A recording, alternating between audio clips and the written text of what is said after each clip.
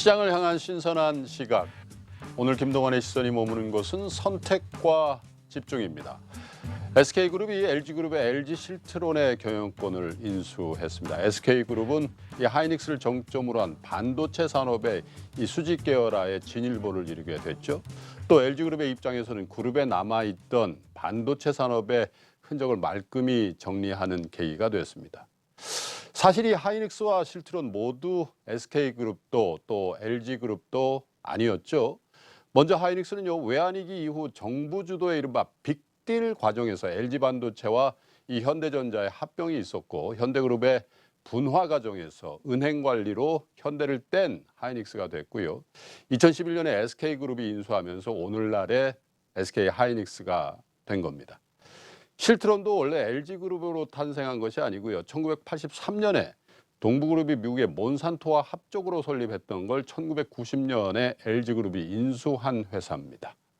이 반도체에 들어가는 실리콘 웨이퍼 제조업체를 반도체를 하지 않는 LG그룹보다 요즘 반도체로 잘 나가는 하이닉스를 갖고 있는 SK그룹이 하는 게 훨씬 더 효율적이다, 이런 평가가 나옵니다.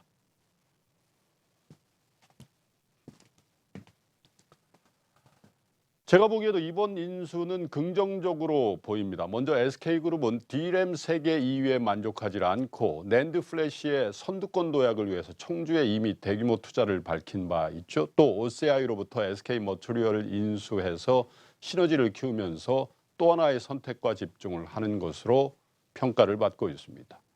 돌이켜보면 불과 5년 전입니다. SK그룹이 하이닉스를 인수하지 않았더라면 지금 SK그룹의 위상은 과연 어떻게 돼 있을까요?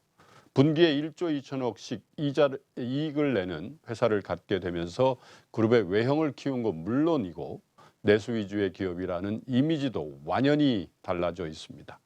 잘한 M&A에 선례가 됐습니다만 제 기억으로는 당시엔 많은 전문가, 하물며 그룹 내부의 임직원들 가운데도 이건 무리한 인수라는 얘기가 공공연하게 있었죠.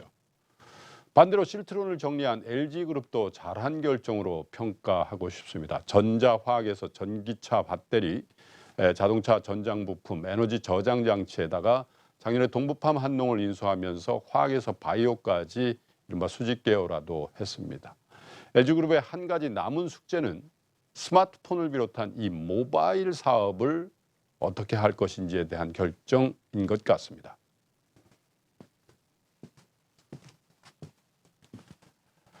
아마도 이 그룹의 가장 크고 어려운 결정이 될 것입니다. 지금 LG전자의 스마트폰은 삼성, 애플은 물론이고 중국의 로컬 업체들에게까지 많이 뒤처져 있습니다. 매번 나오는 신제품에는 혁신성도 그리 나쁘지 않고 나름의 전문가의 평가도 있는데 매번 실패해왔죠. 한마디로 LG만의 특성을 살리지 못한 측면도 있고 이미 규모의 경제가 주는 이른바 경쟁력을 잃어가고 있는 것일 수도 있습니다. 만약에 LG전자가 LG그룹이란 배경이 없는 그저 스마트폰만 만드는 회사였다면 지금 어떻게 돼 있을까요? 노키아, 모토로라, 블랙베리, 펜텍과 다른 결과를 보였을까요? 냉정하게 말씀드려서 그리 크게 다르지 않았을 겁니다. LG전자에 주어진 시간은 길지 않은 것으로 보입니다. 모바일에 더 큰 투자를 해서 삼성과 애플을 따라가든지 아니면 모바일을 포기하든지 말입니다. 많은 야권 대선 주자들이 재벌의 개혁과 심지어 재벌의 해체를 공공연하게 얘기합니다. 자본주의 시장 경제를 하는 나라에서 이 민간 기업을 정부가 권력의 힘으로 해체하겠다는 그 논리가 어떻게 나온 건지 잘 모르겠습니다. 또 그 논리가 맞고 틀리고를 논하고 싶지도 않습니다. 다만 우리 재벌 그룹들의 선택과 집중은 이제 생존을 위한 필수적인 과정으로 보입니다. 올해 내내 대기업 간의 이른바 빅딜이 계속될 것으로 보입니다. 그리고 이 빅딜 과정에서 투자의 성과가 나오기도 할 것으로 보입니다. 지금까지 김동완의 시선이었습니다. 저는